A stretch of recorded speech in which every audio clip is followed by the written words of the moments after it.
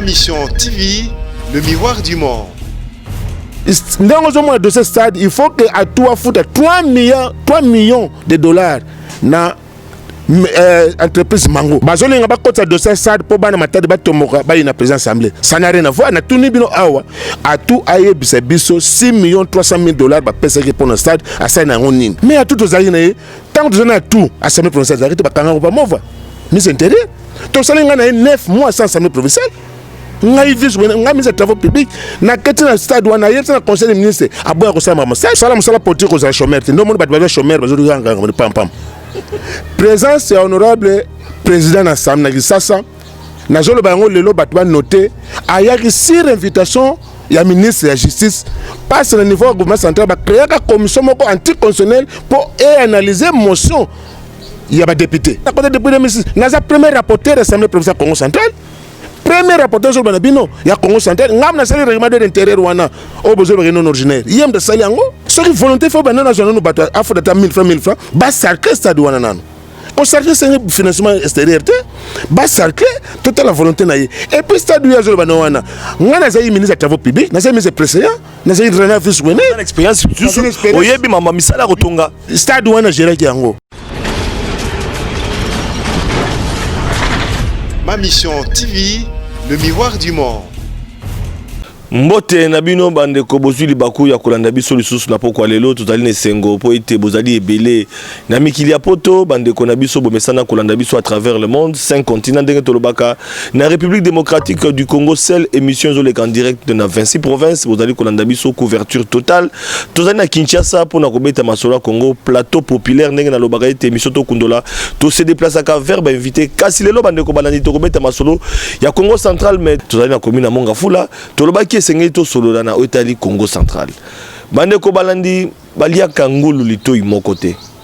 Bolandaki ya solo na mikoyo elekaki to yambaki bande ko ba députés provinciaux oyo bazali ko constituer même ba membre ya bureau ya assemblée provinciale ya Congo central oyo kamba mangana mona mboka docteur Matusi la bolandaki bango na memo oyo ba déposaki pa mokonza mboka pour na kotali ça été bango nyonso bazu position baza majorité ya ba parlementaire Congo central par rapport ya communiqué ya clôture à session ya mars 2020 et pas ya collègue na bango Papi Mambo Luamba et puis décision ya retrait ya confiance na bango na honorable président de l'Assemblée provinciale ya Congo central Pierre Anatole Matusila yangoyo donc même na bango yangoyo kasi na émission na biso lekaki batangaki collègue na bango Papi Mambo Luamba balobi était décision ya zwaki communiqué bango bapesaki bango bazali d'accord nango te bazali ba député bazali majorité ce côté ali awa bazali déjà 19 députés au basignaki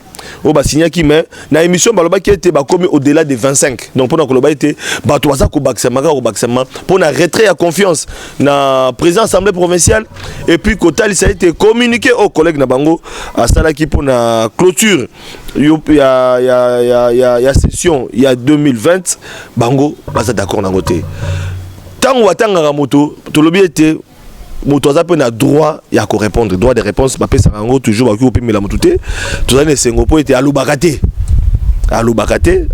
mais voilà tant bozo ko ka Papi Mambo yeyo mwana mboka ezali sengo biso ko yamba na Kinshasa c'est vrai vous allez plus na Congo central vous allez premier rapporteur il y a bureau il y a assemblée provinciale deuxième rapporteur a talisé d'abord retrait na confiance na bureau na bino il faut ngele koya mais mon na bino contre bino et yango pas mokonza mboka donc pour na bino bokomi ba chômeur musalesine.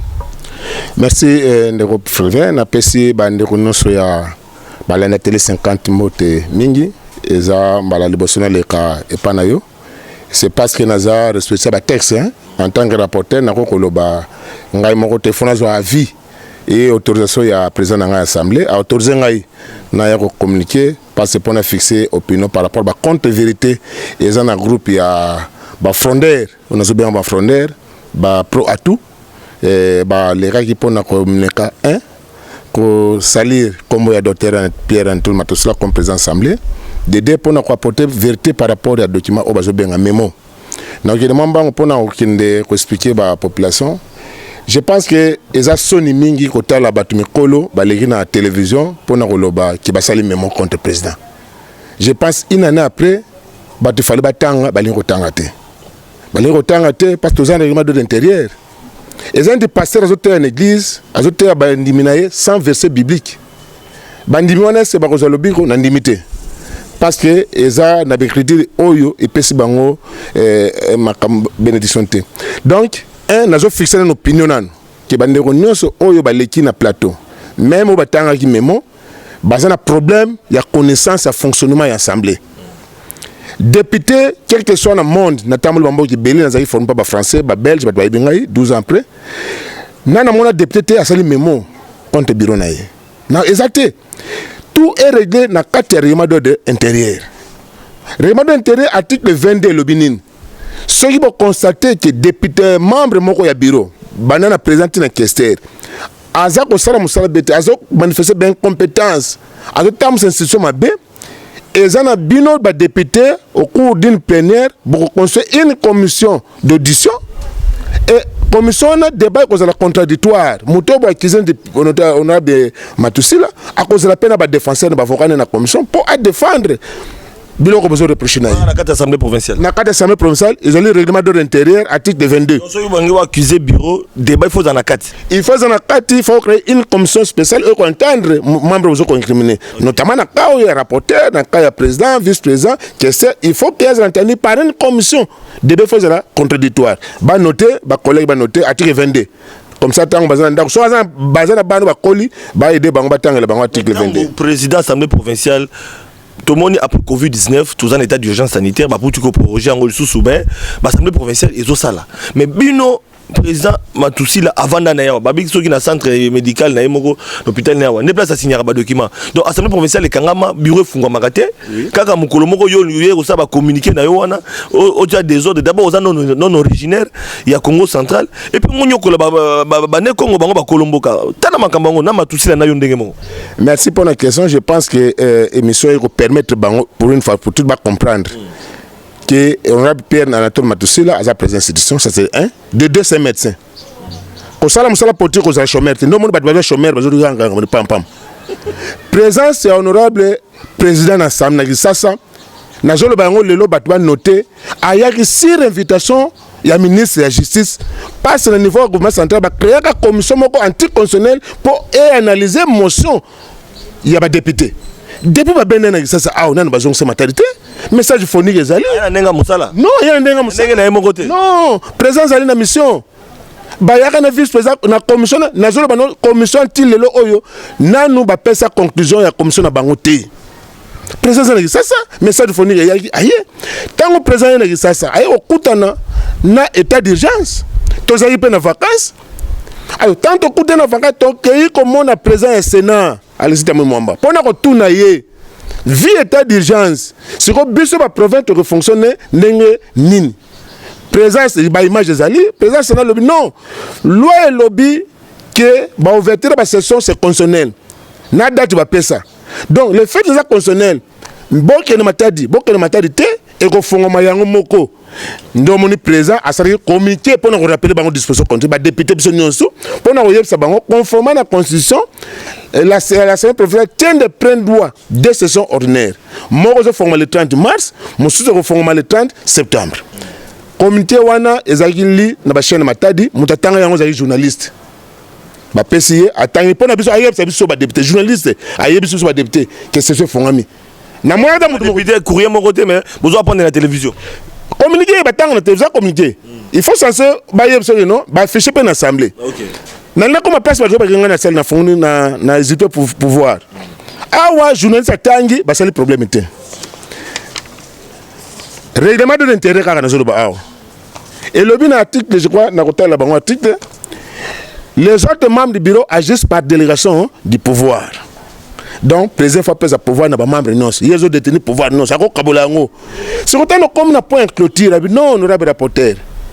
Par rapport au règlement de l'intérêt article 32, on allait charger la communication na média. Kitana matadi informer ba collègue député que clôture et salami. Bien que na ouverture aux ayants empêché, mais la clôture qui t'a quand même autant à communiquer. Na tanga communiqué ils a signé par honorable Pierre Anatole Matusila. Voilà, il y a Vanilla qui ça a signé une décision na dispensaire ceux qui na hôpital na ye yo kotanga et puis aux non originaire mais on yoko la bande Congo o tanga communiquer pour convoquer bango ba ya osamsa non na kwa boda si j'aime sonner aux distraction je pense que tous on a bilo on a droit communiquer et a signé et pas ya président ba afficher une assemblée provinciale ba kabla ba collègue député nyonso ba pesa ba service nyonso sécurité communiqué oyo et les gens na média donc l'on a le renom honorable membre signé communiqué à kanga session non et ça président de signé qui a pesinga na tanga passe na chargé ya communication en tant que rapporteur assemblée le journaliste atanga na problème te mais yo atanga chargé na commission na bino assemblée provinciale baboyo na tanga donc oza en fait na problème na bateau baza na problème ya lecture ya ba texte na respect ba texte problème zo ba non originaire na koloba na na zana âge oyo ezaki no batebele ba lobi makama Congo central ba kutinga na Congo central ngana za no mete mais bato yo yambi bamso ba suppléant depuis 2006 tilelo mambo za kaili peuple ne votera ngai na za eli ya wapi c'est ça le problème bango no so na TV ba kutinga ya sianzate na koko ndima tuwa loba Jissa loba parce que baza bateau bani obeta makamo depuis 2006 non ba collègue no kala depuis 2006 donc mon côté déjà assemblée provinciale kala na côté depuis 2006 na za premier rapporteur assemblée provinciale Congo central premier rapporteur sur banabino ya Congo central ngam na sali règlement de l'intérieur wana au besoin de non originaire yem de sali yango deuxièmement na sali na organiser comme ça PAJ na représenter Congo central mo na Belgique na ILB Congo central mo bima de kaso na mwanda ngai mambo pendant 10 ans 2 ans d'expérience à Kosakanate na za procès full na droit za bâtonner na droit za bâtonner na ndenge ya makamo expérience full donc comment beaucoup va moto et représenter Congo central mobimba na mikili ya poto bobenga ya za non originaire bon c'est ça argumenté dédé honorable mambo aza moto yo aza maire député 4 fois na Congo central premier par Bamindele honorable mambo aza l'ambassadeur de la paix. Donc, biloko non so de sango ezake bato bazana argumenté. Mais très belle mais pourquoi vous bloquer développement Congo central? Ba projet zali, il y a un investissement local à stade et vanda wana.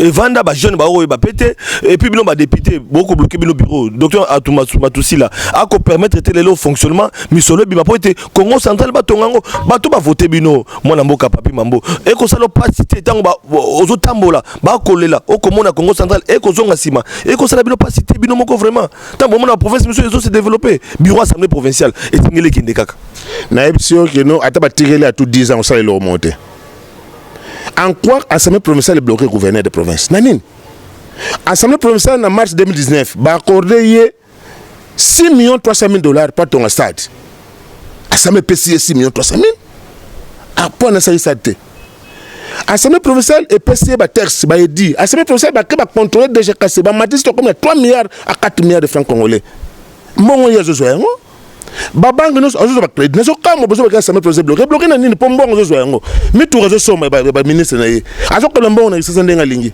bon assemblée provinciale bloqué na nini kutonga stade ko si ba bete sengi mais ba décision mosusu et ko uta na assemblée provinciale pour que stade stade Lumumba o ba jeune bazo zela non bazolinga bakota dossier SAD po bana matade batomoka ba ina président assemblée ça n'a rien à voir na tuni bino awa a tout aye biso 6 300 000 $ ba pesa ke pour le stade a ça na ngonine dédé ce que toi ça a besoin ko sala stade wana na zo bana minute oyo moni ba fleur oza mikuse yao za mama ko sala dans stade wana ce qui volonté faut bana na zone no bato afo data 1000 francs ba sarke stade wana nano au cercle c'est un financement extérieur ba cercle toute la volonté na et puis stade ya zo bana wana ngana za ministre travaux publics na za ministre président na za renovation wena expérience oyebi mama misala kotonga stade wana géré yango défunt Jacques Mbadou atika pelouse en quantité industrielle quantité wana ezali ya 3 stade qui temoka mbanzango stade ya Matadi na stade Sokola Boma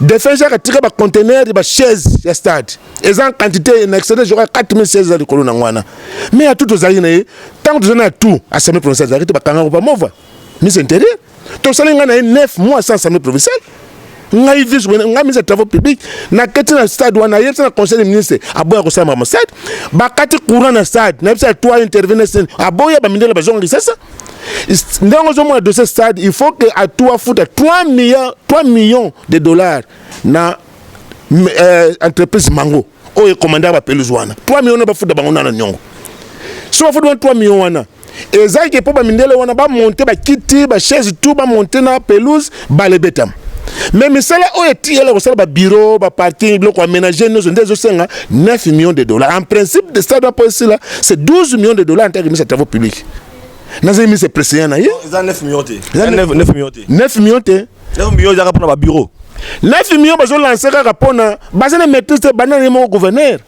aza na maîtrise makambo stade te nayebi so awa soki aza na volonté stade wana ayebisa bana matadi ke lobi bazorecrute bato bakata matiti basoigne nanu stade yango wana mpo eloko tiyela kuna te ta bakosoigne sile to tomoniki aza na volonté et puis tokopesa mbongo mpona nini parce que lelo oyo atu depuis le 4 décembre 2019 aza so gouverneur te ara cour constitutionnelle 1170 elobi nini aza na ni légitimité ni na légalité 6 millions de personnes qui ont fonction ça 9 millions pour PCE à Okasha na Braza à Patelouzi.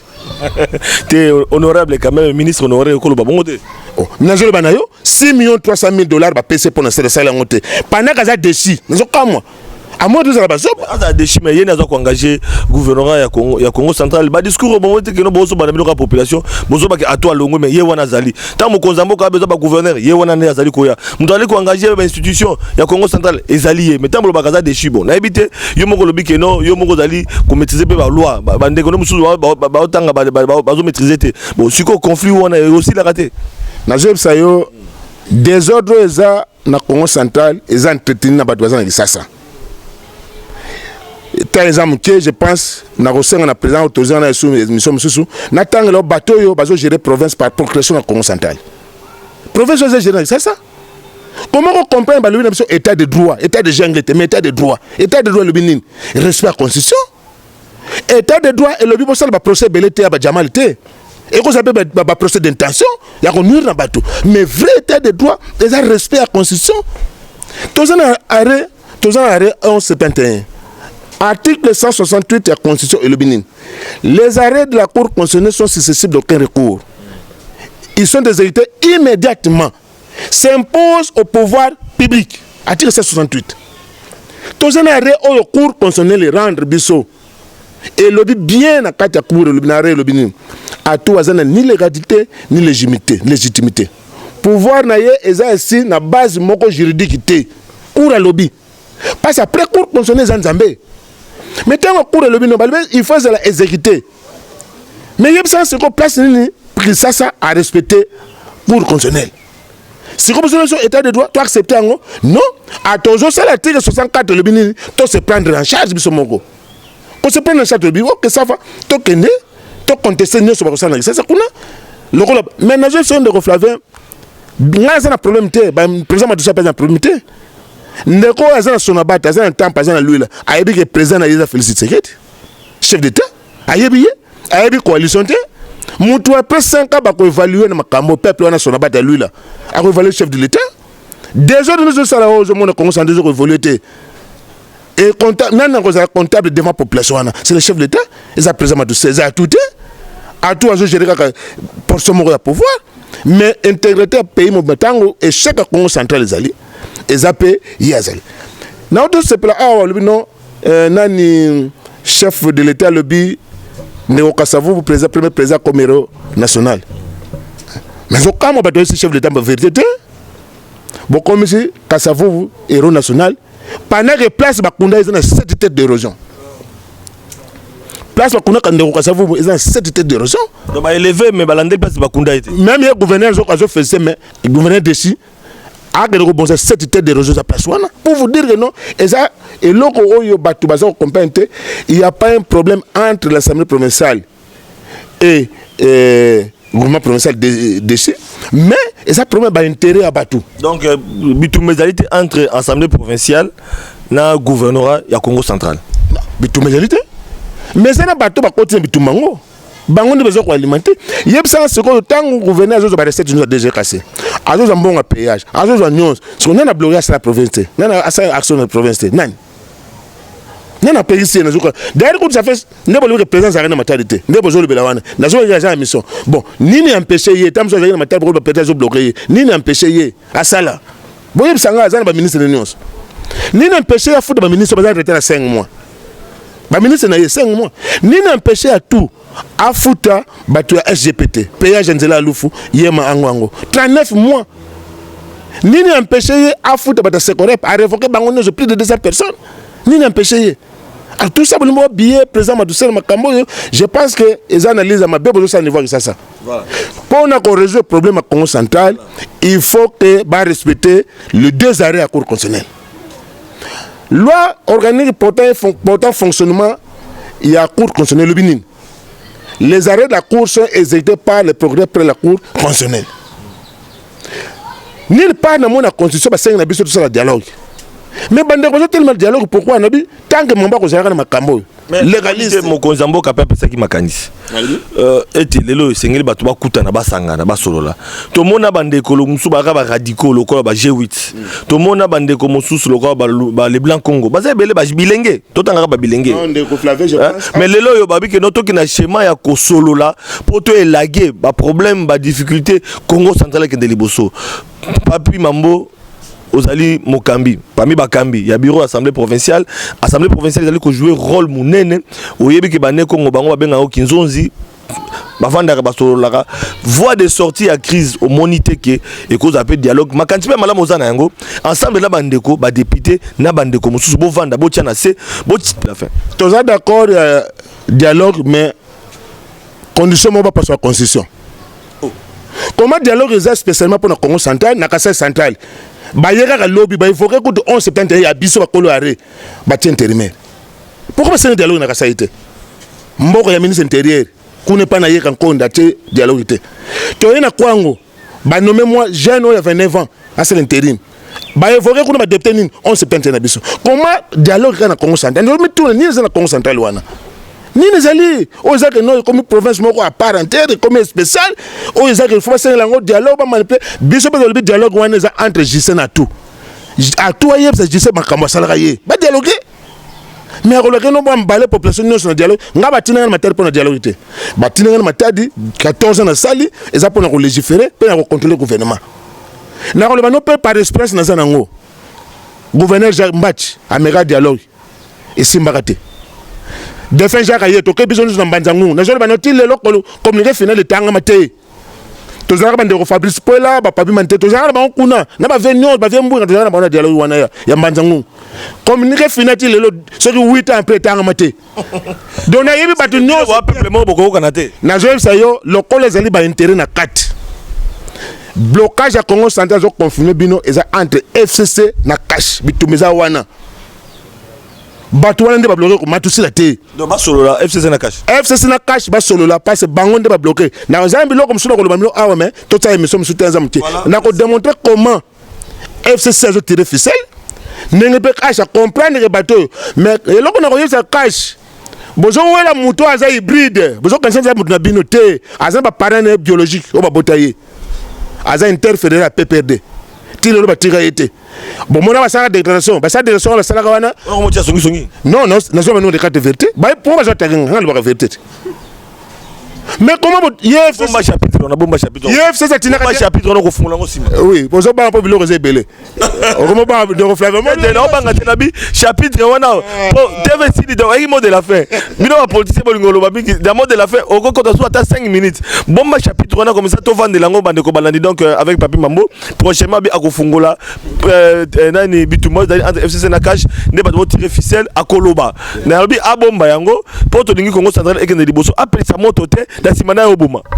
Merci Ndeko Flavin na kanisa na PCO merci mingi pour na nengo ndimi ya mabiso na PCP président Madoussila merci nenga accepté qui na communiquer mais je pense que ça la mission monsieur pour communiquer moi je pense solution ya Congo central il faut que bato tala on a dimension ébélé et ça la dimension ya ko incriminer président Madoussila non président Madoussila je ne pense pas qu'il y a cause un problème parce que problème est cause appelle dans Moutassala motion ko batanga était on va masomba et comment ka madusile non motion zeli on a madusile te ezaki honorable Masumu Baya Mutasala motion na ye o mema to alongwa voilà précision voilà bande ko balandi donc to komi na suka ndenge to bisaki bino TV za radio te donc le lot obetaki essentiel à masolo na biso autour ya memo oyo ba député bolanda ki na yambaki ba député Bilitunga Oazali deuxième rapporteur donc Simanaye na bureau assemblée provinciale to yambaki pe ndeko Blaise et puis ndeko Salambi Joseph donc bandeko oyo bazali be champion ya représentation au babi baza